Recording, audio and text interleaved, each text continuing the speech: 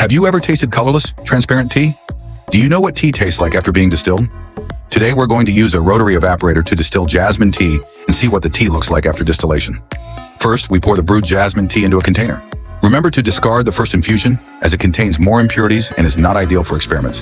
The equipment we'll be using today includes a 50-liter rotary evaporator, a circulating water vacuum pump, and a low-temperature cooling liquid circulation pump for the condenser. Once everything is ready, we turn on the water bath and set the temperature to 70 degrees Celsius.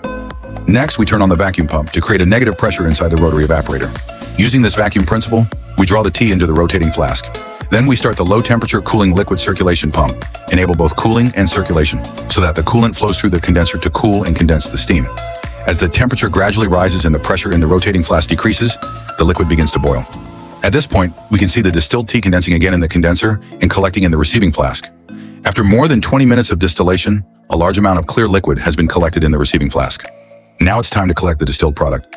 First, we open the feed valve to bring the system back to atmospheric pressure. Then we open the bottom discharge valve and collect the liquid into a beaker. Looking through the beaker, we can see that the tea has become colorless and transparent. The distilled jasmine tea has a stronger floral aroma and has lost the original sour and astringent taste of the tea.